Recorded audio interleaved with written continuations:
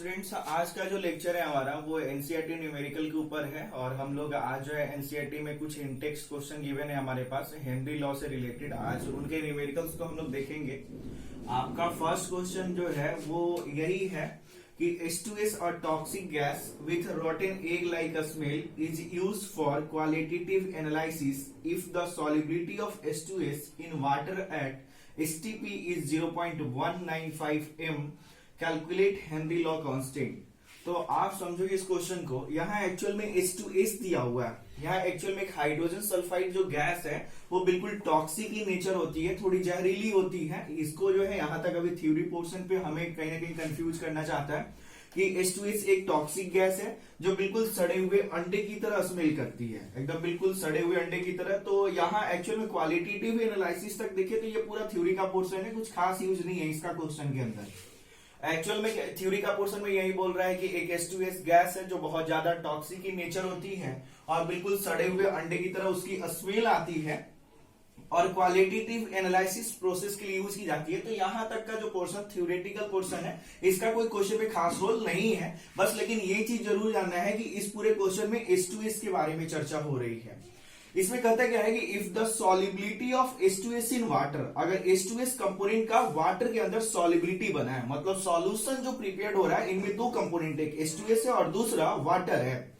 Eight STP मतलब standard temperature और pressure पे बात कर रहा है। STP की बात करें, जब भी यहां हम क्वेश्चन को सॉल्व करेंगे, जब क्वेश्चन में STP दे दिया तो यहां आपका प्रेशर का वैल्यू 0.987 कहीं ना कहीं बार के फॉर्म में यूनिट लिखोगे आप।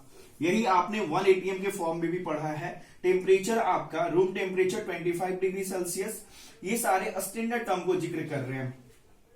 उसके बाद क्या कर रहा है कि H2S जो है आपका सॉल्यूशन बनाया गया STP पे, स्टैंडर्ड रूम टेम्परेचर के ऊपर।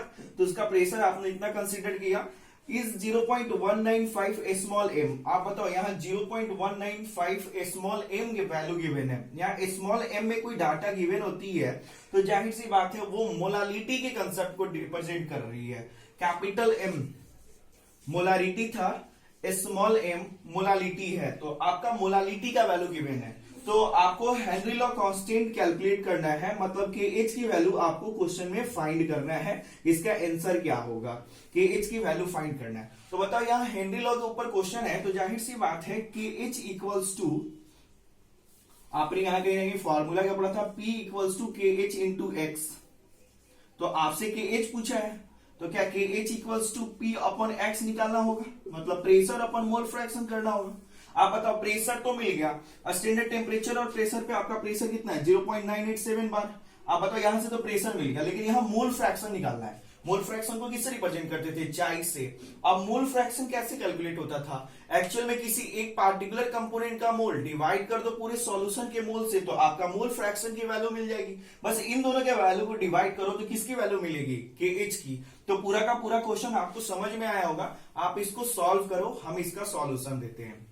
तो देखा जाए स्टूडेंट्स कि हम लोग कहीं ना कहीं सॉल्यूशन जब इसका कहीं ना कहीं प्रिपेयर करते हैं, हम लोग जब कहीं ना कहीं इसका आंसर कैलकुलेट करेंगे तो जो गिवन डाटा था एक्चुअल में यहाँ 0.195 स्मॉल m जो वैल्यू थी, यहाँ स्मॉल m आपका मोलालिटी का टर्म जिक्र किया था।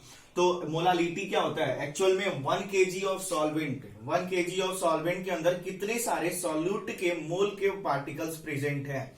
आप बताओ 0.195 स्मॉल m लिखा था ना, मींस दैट कि इसका मतलब ये हुआ कि 0.195 मोल जो है वो डिसॉल्व किया गया है 1 kg ऑफ सॉल्वेंट। और आपका सॉल्वेंट क्या होगा, वाटर होगा, क्योंकि आपने सॉल्यूशन किसमें प्रिपेयर किया, वाटर के अंदर। तो ये वैल्यू जो 0.195 स्मॉल m गिवन है, मतलब इससे आइडिया लग गया कि मोलालिटी के अंदर ये जो सबसे छोटी पार्टिकल, एक्चुअल में जो छोटी पार्टिकल है वो सॉल्यूट होगा और जो बड़ी पार्टिकल है क्या होगा, आपका सॉल्वेंट होगा। सॉल्वेंट एक्चुअल में 1 kg है और मतलब जाहिर सी बात है इसकी वैल्यू ज्यादा है तो वो सॉल्वेंट वाटर कंसिडर होगा और जिसकी वैल्यू कम है वो सॉल्यूट होगा। तो ये वैल्यू का कहीं ना कहीं नंबर ऑफ मोल जो है, मतलब ये आपका मोल का वैल्यू दे दिया, किसका, H2S की मोल की वैल्यू आपको गिवन है। यहाँ H2S जो है इसका मोल का वैल्यू 0.195 गिवन है आपको। यहाँ STP पे जब चर्चा किया था क्वेश्चन में तो यहाँ स्टैंडर्ड टेम्परेचर और प्रेशर की बात करें तो आपका प्रेशर 0.987 बार होगा। स्टैंडर्ड फॉर्म में प्रेशर की वैल्यू मिल गई आपको, मतलब यहाँ पार्शियल प्रेशर मिल गया, यहाँ मोल मिल गया किसका, H2S का मोल का वैल्यू 0.195 मिल गया। अब बताओ यहां अब बचा हमें हेनरी लॉ के अंदर P equals to K H into X formula पढ़ा है। Partial pressure equals to Henry law constant into mole fraction. Partial pressure की वैल्यू मिल गई आपको। क्वेश्चन में के एच की वैल्यू कैलकुलेट करनी है। आपके पास मोल फ्रैक्शन में इस टू इस का मोल गिवन है। मतलब अगर आप मोल फ्रैक्शन की बात करें, पार्शियल प्रेशर का तो वैल्यू पता चल गया, के एच तो कैलकुलेट करना ही है। अब चलते हैं मोल फ्रैक्शन की तरफ। अगर हम मोल फ्रैक्शन की तरफ मूव करें तो एक्चुअल में मोल फ्रैक्शन जो है एच टू एच का कैसे कैलकुलेट होगा। आप देखो यहां मोल फ्रैक्शन के केस में हमने बोला था कि पार्टिकुलर किसी एक कंपोनेंट का मोल डिवाइड कर दिया जाए पूरे सॉल्यूशन के मोल से। आप बताओ एच टू एच का मोल डिवाइड करो पूरे सॉल्यूशन के मोल से। तो पहले सॉल्यूशन कैसे प्रिपेयर हुआ, एक H2S को मिक्स करने से और दूसरा वाटर के कंपोनेंट को मिक्स करने से। तो इसका मोल तो हमें पता ही है H2S का कितना 0.195, लेकिन वाटर का मोल नहीं पता है। तो यहां यही चीज हमने इस तरीके से लिखा है मोल फ्रैक्शन को। मोल फ्रैक्शन चाई हो गया आपका रिप्रेजेंट करने के लिए। ये सारे कंपोनेंट एन से किसको रिप्रेजेंट करते हैं, मोल से। तो मोल फ्रैक्शन इसका H2S का निकालना है, तो पार्टिकुलर H2S का मोल डिवाइड किया हमने पूरे सॉल्यूशन के मोल के वैल्यू से। तो एक्चुअल में इनका मोल का वैल्यू तो हमें मालूम है, लेकिन H2S ये जो वाटर कंपोनेंट का मोल का वैल्यू जो है वो नहीं पता है। इस चीज को भी कैलकुलेट करना होगा, फिर हमें कहीं ना कहीं KH की वैल्यू मिलेगी। तो नेक्स्ट आगे इसका हम सॉल्यूशन और बताते हैं। तो स्टूडेंट आगे देखें तो हमें मोल फ्रैक्शन के अंदर वहां H2S का मोल गिवन था। कैलकुलेट करते समय मोल फ्रैक्शन का H2S का मोल का वैल्यू गिवन था, लेकिन वाटर का मोल का वैल्यू नहीं गिवन था। तो हमें वाटर का भी मोल का वैल्यू कैलकुलेट करना पड़ेगा। एक्चुअल में वाटर 1 kg बोला था, तो जाहिर सी बात है गिवन मास आपको कितना मिलेगा 1000। यहाँ मोल ऑफ वाटर, एक्चुअल में मोल ऑफ वाटर निकालना, लेकिन देखो यहाँ 1 kg गिवन था ना। तो कभी कभी यहाँ अगर मिलीलीटर के फॉर्म में भी गिवन होता है, तो इस केस के लिए हम लोग क्या करते हैं ना, एक्चुअल में जैसे अभी 1 kg यहाँ आप बात करें, तो अगर मिलीलीटर के केस में यहाँ वैल्यू अगर गिवन होती है, तो इसके लिए एक चीज और बता देना चाहते हैं आपको। ये तरीका आप हमेशा याद रखना। एक्चुअल में डेंसिटी की बात करें तो हमेशा वाटर की डेंसिटी जो है 1 ग्राम पर मिलीलीटर होती है। यहां से आप मास कैलकुलेट कर सकते हो। हालांकि इस क्वेश्चन में आपका मास का वैल्यू दे दिया है 1 kg, लेकिन यहां डेंसिटी के फॉर्म में आप निकाल सकते हो। अगर सपोज करो यहां वॉल्यूम के फॉर्म में 1000 ml के फॉर्म में दिया होता, ये एक्स्ट्रा डाटा है, इस क्वेश्चन में इससे कोई मतलब लेना देना नहीं है, लेकिन इससे तरीका कहीं ना कहीं आप जो है ये कहीं ना कहीं मास निकालने के लिए बहुत अच्छा तरीका है कि डेंसिटी के वर्ड से रिलेट कर दो। यहाँ तो 1 kg के फॉर्म में दिया, अगर यही मिलीलीटर के फॉर्म में दिया होता तो यहाँ डेंसिटी हमेशा वाटर की 1 ग्राम पर मिलीलीटर, और यहाँ वॉल्यूम अगर यहाँ 1 लीटर दिया होता यहाँ 1 kg की जगह, तो 1 लीटर की जगह आप 1000 ml लिख सकते थे। तो यहां से मास मिल जाता वापस से 1000 ग्राम। ठीक है, यहाँ 1 kg के फॉर्म में वाटर दिया है, तो हम वाटर का मोल कैलकुलेट करते हैं। यहां से मतलब है हमें, तो मोल ऑफ वाटर कैसे निकलता है, गिवन मास बाई में मोलर मास। वाटर का मास कितना दिया 1 kg, मतलब 1000 ग्राम लिखा। मोलर मास वाटर का कितना होगा 18 मोलर मास। हाइड्रोजन का मास कितना होता है 1, तो यहाँ टोटल हाइड्रोजन कितना है 2 और ऑक्सीजन कितना है 16, तो टोटल मास कितना आया 18। मतलब वाटर का मास कितना आएगा मोलर मास 18। जब 1000 में 18 से डिवाइड करोगे तो 55.55 मोल आएगा। तो यहां मोल का वैल्यू मिल गया किसका, वाटर का मोल का वैल्यू मिला 55.55 मोल।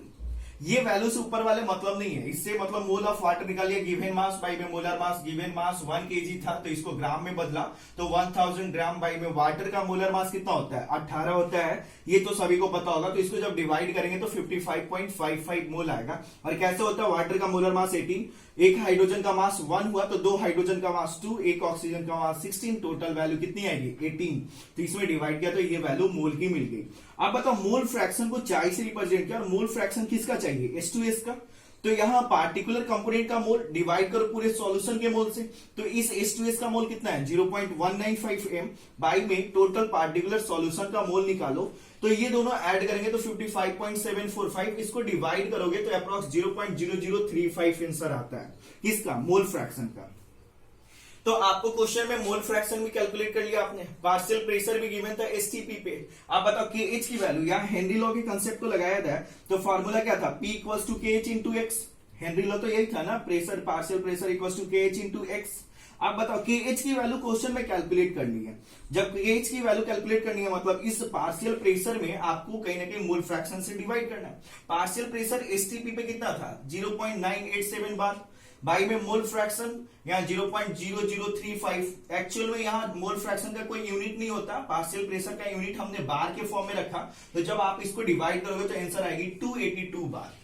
ये कहीं ना कहीं एक्चुअल में देखें, अब एक बार पूरा का पूरा कंक्लूड करें इस क्वेश्चन में था क्या। एक्चुअल में एनसीईआरटी इन टेक्स्ट बुक का क्वेश्चन है, हेनरी लॉ के ऊपर ये क्वेश्चन था आपका। P equals to K H into x के फॉर्मूला को ही यूज करना है और कुछ खास इसमें यूज नहीं करना है। हालांकि एक दो टर्म्स और नहीं गिवन थी इस क्वेश्चन के अंदर जो आपको कैलकुलेट करने पड़ेंगे इसमें, जैसे मोल फ्रैक्शन पड़ गया जरूरत, उसको वाटर का मोल फ्रैक्शन भी कैलकुलेट करना पड़ गया आपको। तो एक्चुअल में बात करें तो यहाँ आपको गिवन क्या था, शुरुआत में सारे टर्म्स गिवन थे कि वो मोलालिटी के फॉर्म में गिवन है, तो मोलालिटी से आपने मोल का आइडिया लगा लिया, दूसरे कंपोनेंट का मोल का वाटर का मोल कैलकुलेट किया, फिर सारे टर्म्स को पुट किया तो आपने आंसर कैलकुलेट किया। एक क्वेश्चन और है, उसको एक अलग से वीडियो में बनाते हैं हम।